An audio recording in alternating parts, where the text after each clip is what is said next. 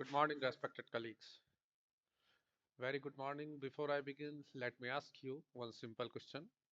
Uh, why do people resign from jobs? लोग premature retirement क्यों ले लेते हैं promotee officers specially in concern of the Indian railways? Is it because of work? क्या काम की वजह से या सैलरी की वजह से कि प्रमोशन पर कोई एडिशनल सैलरी बेनिफिट्स नहीं होते हैं? और it's because of their officers कि उनके ऑफिसर्स जो है हायर ऑफिसर्स उनके साथ कैसे बिहेवियर करते हैं, क्या इस वजह से वो रिटायरमेंट लेते हैं? रिसर्च और जो एक्सपीरियंस है वो ये बताते हैं कि पीपल रियरली लीव ऑर्गेनाइजेशन, दे लीव बिहेवियर। वो ऑर्गेनाइजेशन नहीं छोड़ते बल्कि अपना बिहेवियर छोड़ते हैं।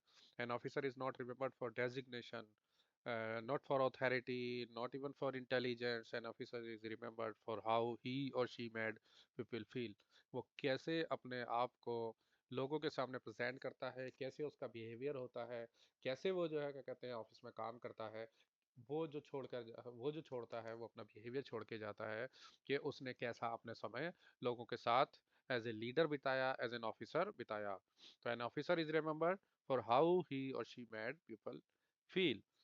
In every officer, whether in administration, whether it is finance, operation, or field units, an officer's behavior sets the tone. It decides whether the workplace becomes a place of fear, a place of formality, or a place of motivation and trust. Uh, Being an officer, we all here present to see what we are going to do, what we are doing with our colleagues, what is the behavior with our senior officials or towards our uh, gradual lower lines with our staff. Leadership is not about power, it's about responsibility. An officer signs files with authority while but signs the hers with behavior. Definitely we are giving the power to sign the files, but our behaviors जो है, हमारा जो behavior है वो दिलों पर sign करता है, दिलों पर राज करता है, दिलों पे निशान छोड़ता है. Today here we will discuss how the behavior of an officer toward staff can build discipline without humiliation, ensure accountability without hostility, inspire performance without pressure, and create respect without demanding it.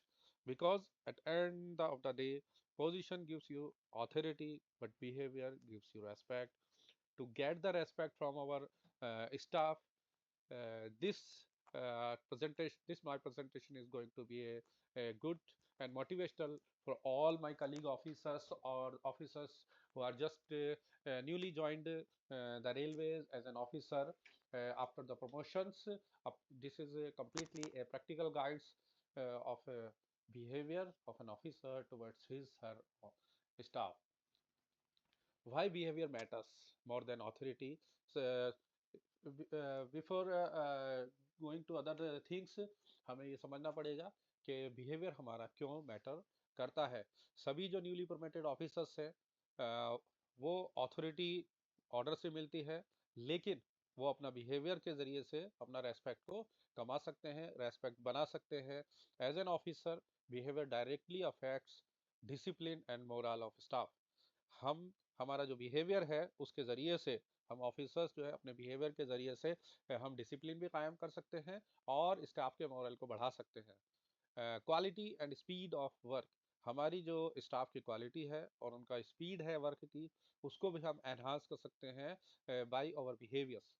Vigilance exposures and complaints.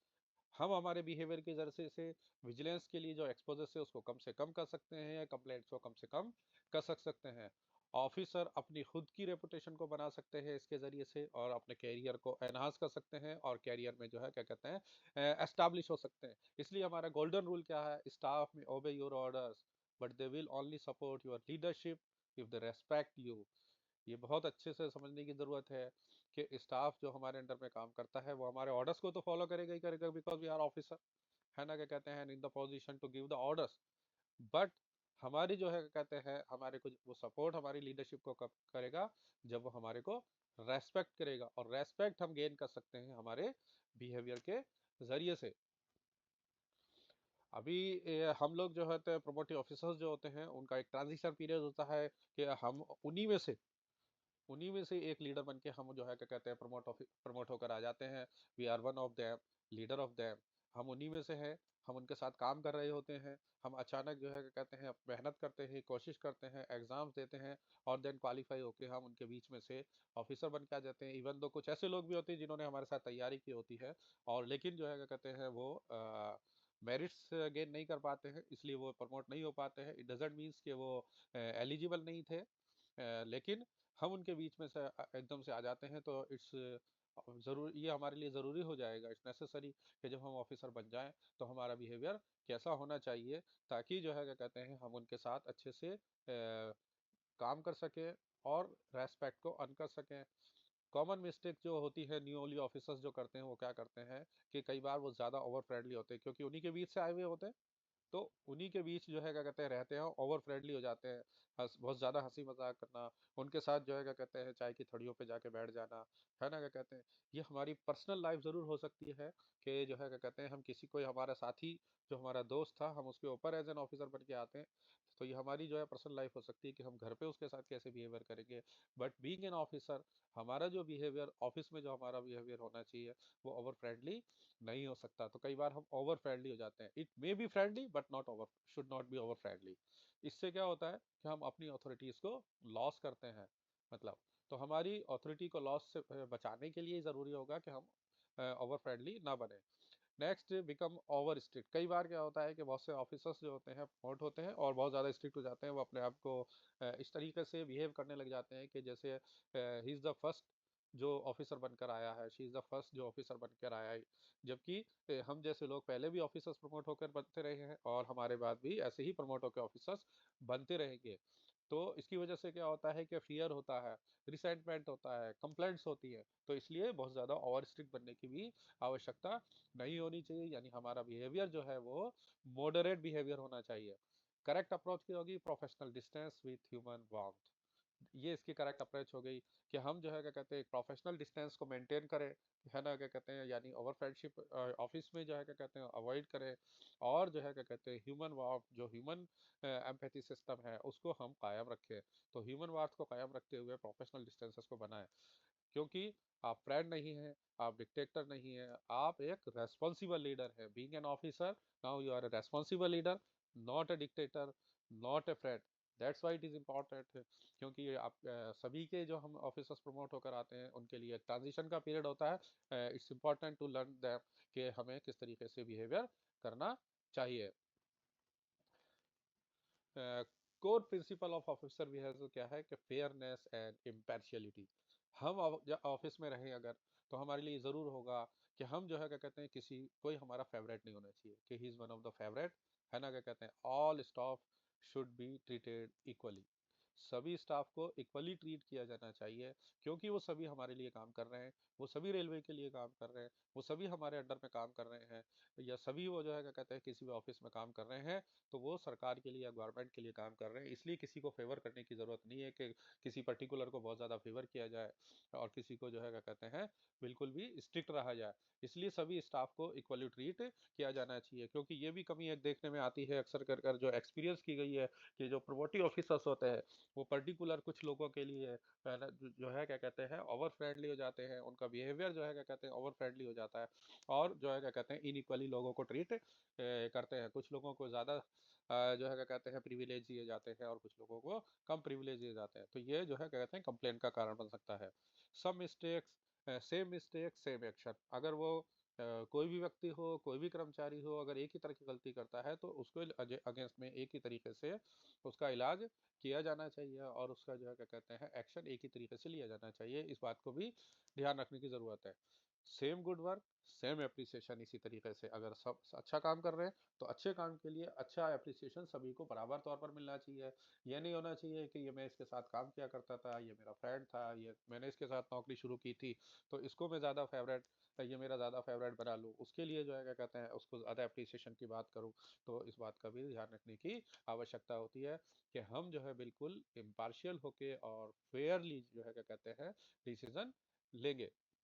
Fairness जो impartiality की जब हम बात करते हैं तो हमें क्या अवॉइड करना चाहिए कि मेरा आदमी है, उसका आदमी है, ये कल्चर जो है बिल्कुल भी डेवलप नहीं करना चाहिए और इससे बचा जाना चाहिए, क्योंकि ऐसा अक्सर करके ऑफिस में देखने को मिलता है। ये अगर एक से अधिक प्रोमोटिव ऑफिसर्स होते हैं और उनको सेपरेट सेक्शन दिए गए होते हैं, तो भी वो इस तरीके से बिहेव करने लग जाते हैं कि इस सेक्शन का आदमी मेरा आदमी है, दूसरे सेक्शन जो दूसरे ऑफिसर के अंडर में काम कर रहा है कलीग ऑफिसर के, वो उसका आदमी है।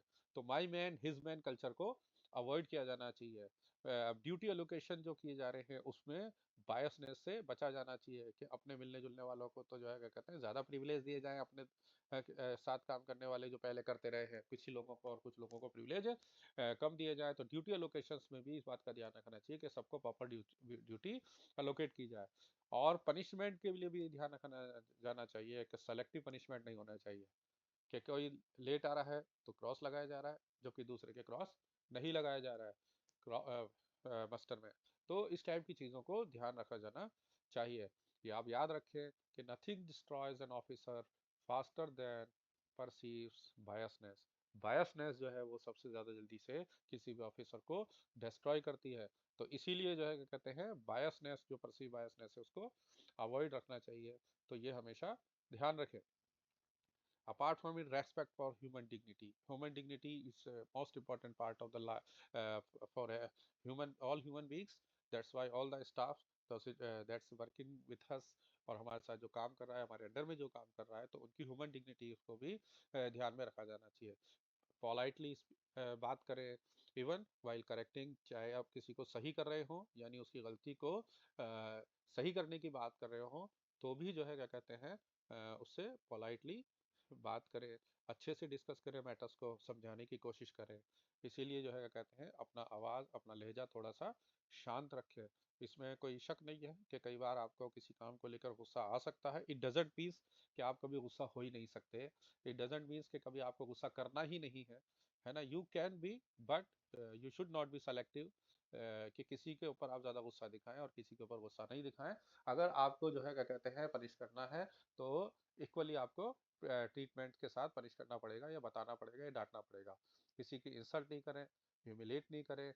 पब्लिक में उसको शाउट करने से बचे, जहाँ तक बचा जा सकता है। पब्लिक में शाउट करने की कई बार इस आधार पे ज़रूरत पड़ सकती है कि पब्लिक में किसी को शाउट करने से मैसेज जाता है दूसरे लोगों के लिए भी कि it can be done with us, but as much as possible we should be avoid it. Never insult, humiliate और शाउट इन पब्लिक। या आप थोड़ा सा इस बात का भी ध्यान रखें। पर्सन्स जो हैं उनको परफॉर्मेंस के हिसाब से सेपरेट पर्सन्स फ्रॉम परफॉर्मेंस, उनको उससे अलग रखें। पर्सन को परफॉर्मेंस से, performance is a different thing, person is a different thing. ये आप ध्यान रखें। उसके हिसाब से जो है क्या कहते हैं पर्सन टू पर्सन आप उनको जो है क्या कहते हैं उनसे एक अनइक्वली ट्रीटमेंट करने की ज़रूरत नहीं है। अनइक्वली ट्रीट ना करें। कभी भी ये ना कहें कि तुम तो यूजलेस हो, किसी काम के नहीं हो, है ना। क्या कहते हैं कई बार हो सकता है कि आप हंसी मजाक में इस टाइप की बात कर सकते हैं, but you should know never say कि you people are useless, you don't have brains, तुम्हारे दिमाग ही नहीं है, अक्ल ही नहीं है, सच टाइप ऑफ। क्योंकि बिकॉज जितने भी लोग हमारे साथ नौकरी करने के लिए हमारे यहाँ स्टाफ के तौर पर नौकरी कर रहे हैं, वो सभी किसी ना किसी कंपटीशन एग्जाम को पास करके इस जॉब तक पहुंचे हैं। तो definitely they have a good brain, है ना। क्या कहते हैं मेरिट्स में आए हैं वो, तभी हम तक पहुंचे हैं। तो दे हैव गुड ब्रेन्स, है ना। क्या कहते हैं दे आर नॉट यूजलेस। अगर यूजलेस होते तो उनको जॉब नहीं मिल पाता। तो इसलिए जो है क्या कहते हैं हम उनको इस टाइप के शब्दों से जहाँ तक हो सके हम बचें। इसके अलावा हम, बल्कि हम इसके आधार पे क्या कह सकते हैं, इससे बेहतर है कि हम कहें कि ये जो है क्या कहते हैं यार तुम जितना अच्छा कर सकते हो, है ना। क्या कहते हैं उसके मार्क नहीं आए, this work is not up to the required standard. ऐसा नहीं है जैसा किया जाना चाहिए था। इसमें इसको इस तरीके से किया जाना चाहिए था, उसको समझाने की कोशिश करनी चाहिए थी। हम इसको कि चलो इसको तूने जो भी बना के लाया है मैं इसको देखता हूँ, इसको करेक्ट करते हैं, इसमें किस तरीके से इसको सुधारा जा सकता है, किस तरीके से इसको सही किया जा सकता है।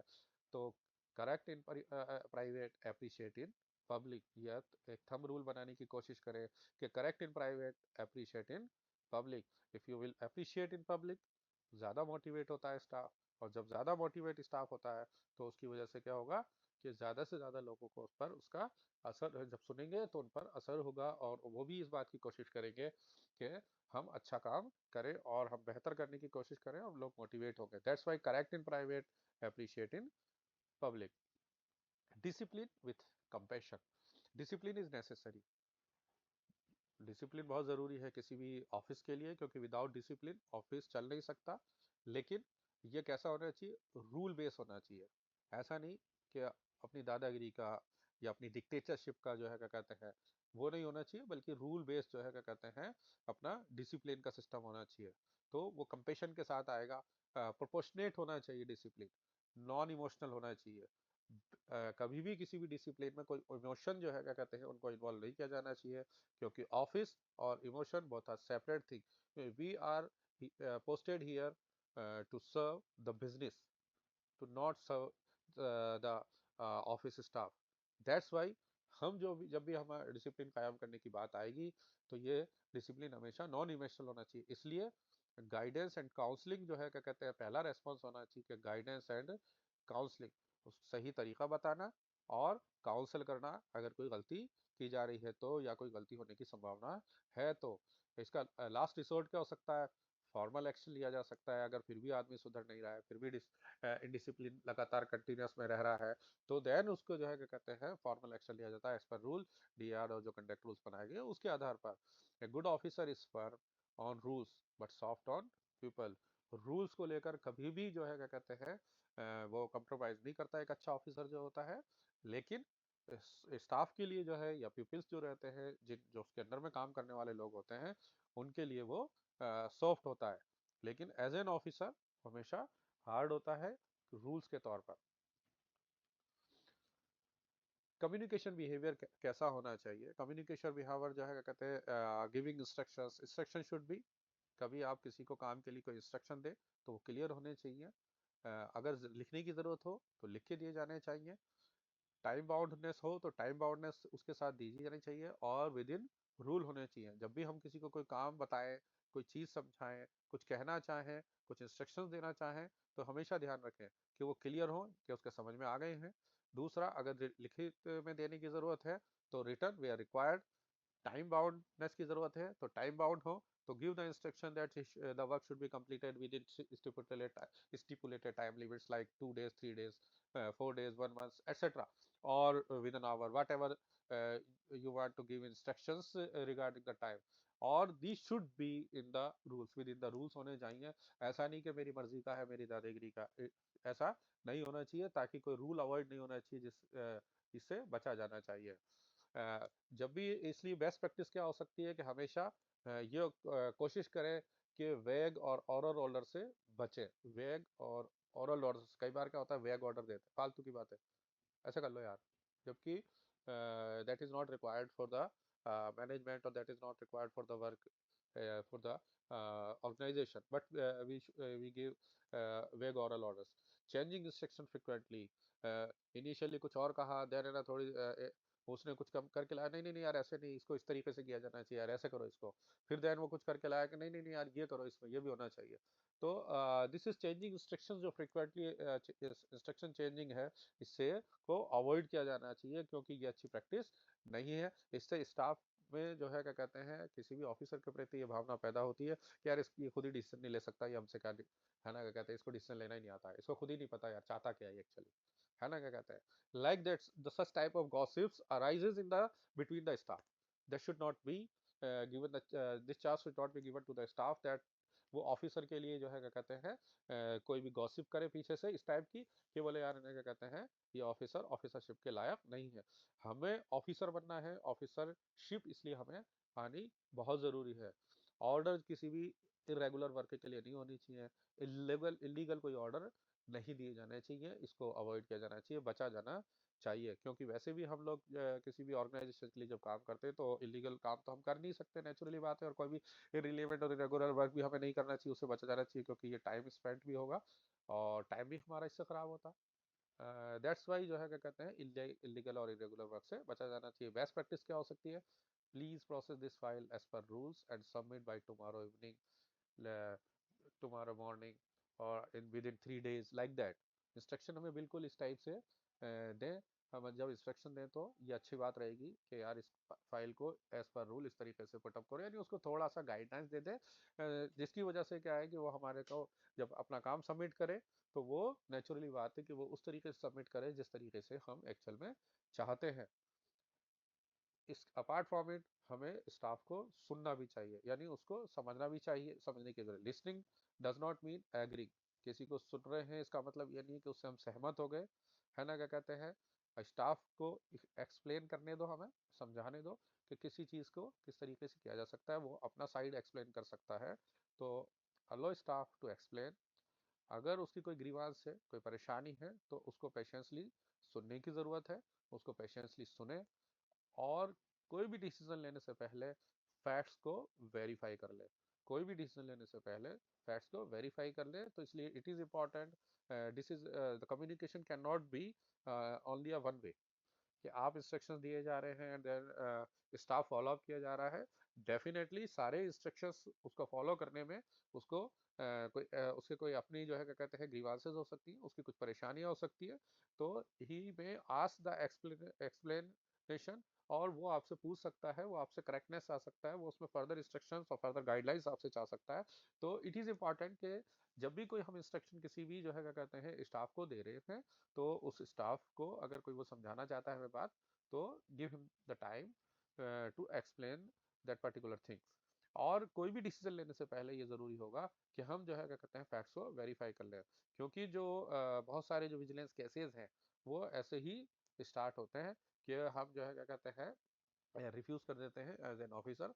हम सुनते नहीं है, तो पता चलता है वो किसी और को शिकायत करता है, विजिलेंस में शिकायत वाले पता, वो किसी को शिकायत करता है कि भाई ऑफिस मेरी परेशानी नहीं सुन रहा, मुझे छुट्टियां नहीं दे रहा, वट एवर, मेरे रीजंस को नहीं देख रहा है। तो ऐसी बहुत सारी चीजें हो सकती है। तो that's is important, the communication can not be a one वे।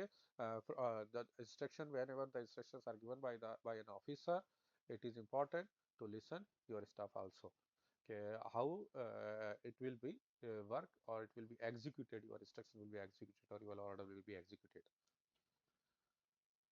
जब कोई गलतियां हो जाती हैं, कोई एरर्स हो जाती हैं, नेचुरली व्हेनेवर स्टाफ वर्क्स, तो ये होगा कि मिस्टेक्स होंगी और एरर्स भी होंगी। When staff member commits an error, step wise response हमारा क्या होना चाहिए कि हम जो है क्या कहते हैं उस गलती को आइडेंटिफाई करें। इज इट इग्नोरेंस, नेग्लिजेंस और मेलाफाइड, तीन चीजें हो सकती हैं।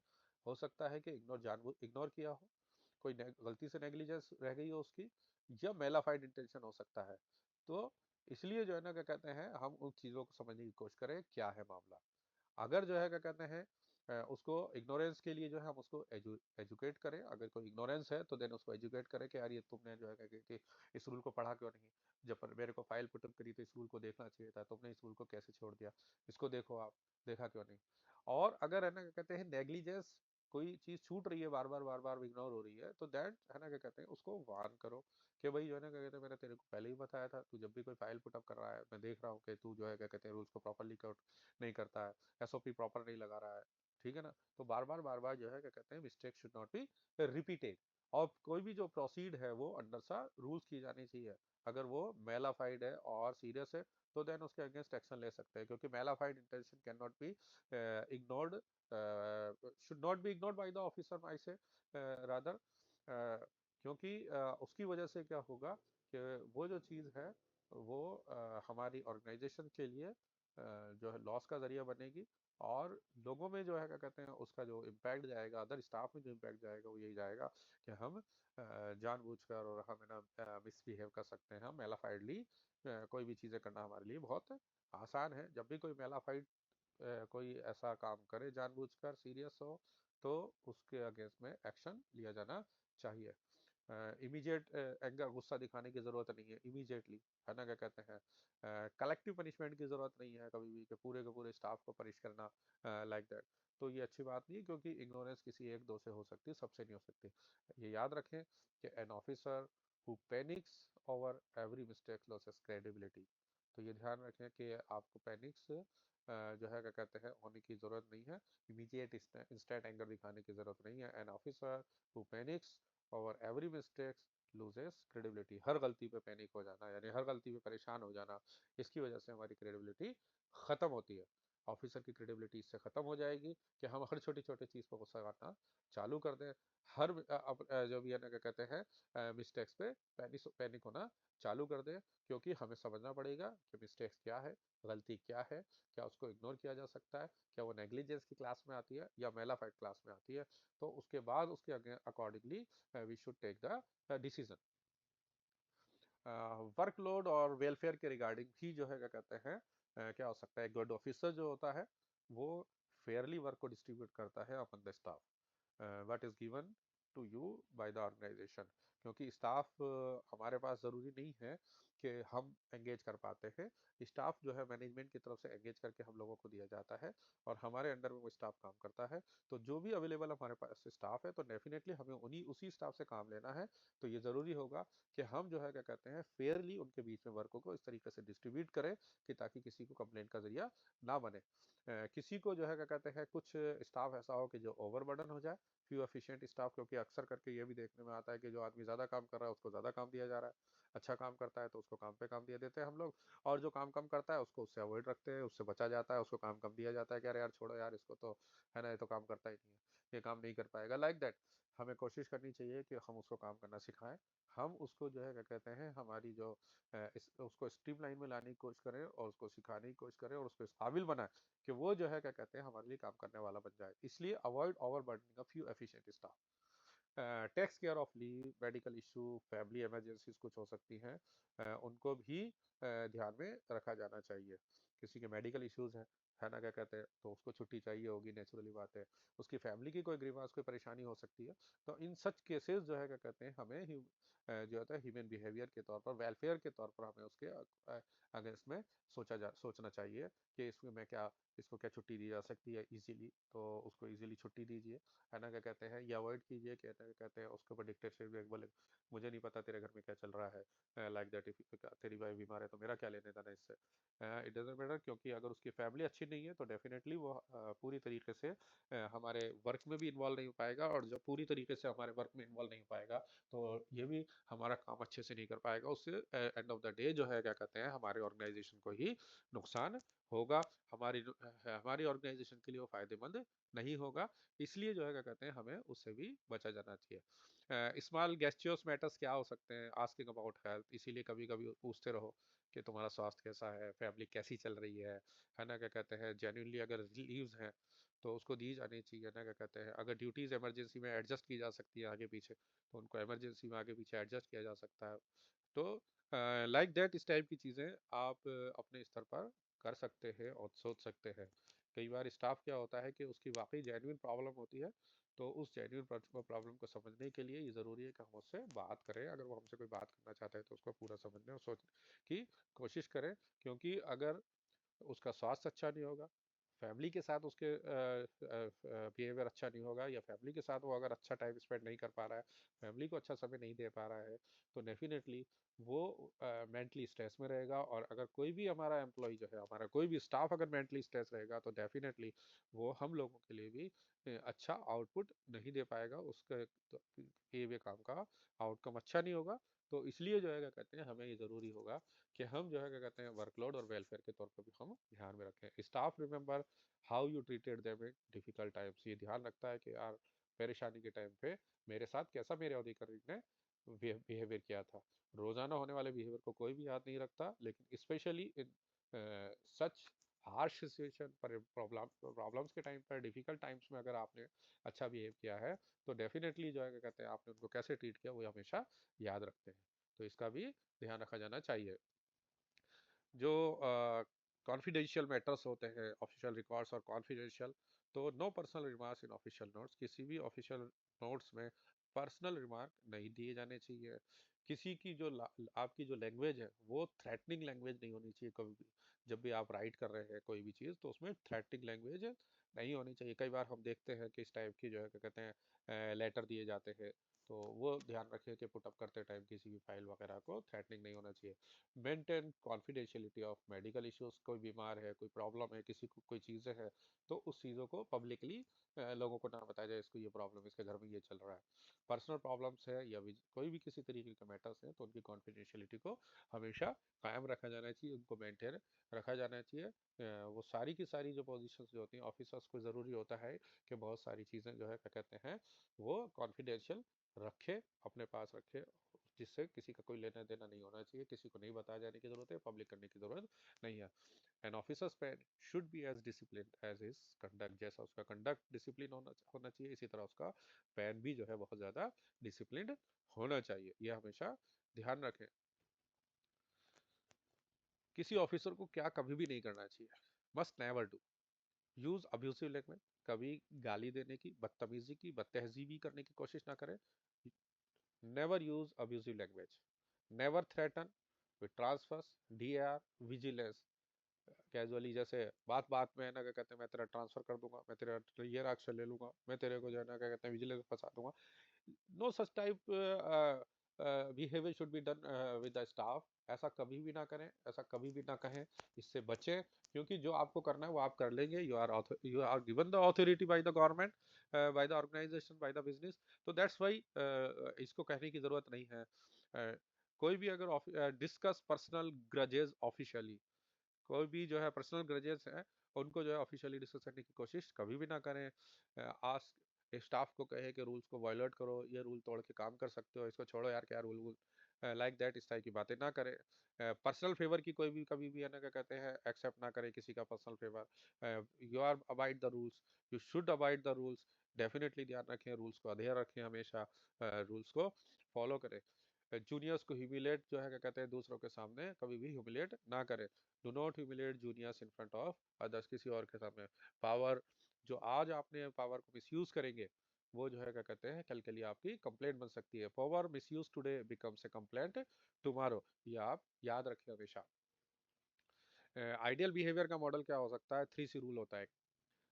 3C रूल जो है ना क्या कहते हैं एक सक्सेसफुल ऑफिसर बैलेंसेस है ये बिल्कुल एक्चुअली।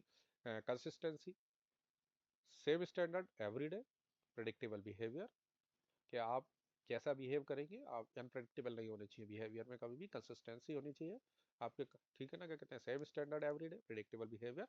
कंपेशन आपका दिखना चाहिए, अंडरस्टैंड ह्यूमन लिमिटेशंस, आदमी के लिमिटेशंस को देखें समझें। लीड विथ एम्पैथी, हमेशा जब भी किसी लीड करें तो एम्पैथी के साथ लीड करें। कॉम्पिटेंस, रूल्स को जानकारी आपको होनी चाहिए और करेक्ट गाइडेंस की आप गाइड करें। इसीलिए ज़रूरी है कि आपकी कॉम्पिटेंसी जो है क्या कहते हैं कब मजबूत होती है, जब आपको रूल्स पता होगा, जब आप दूसरों को करेक्ट गाइडेंस दे सकते हैं। तो इसके लिए ज़रूरी है कि आप लगातार रूल्स को समझते रहें, पढ़ते रहें, स्टडी करते रहें।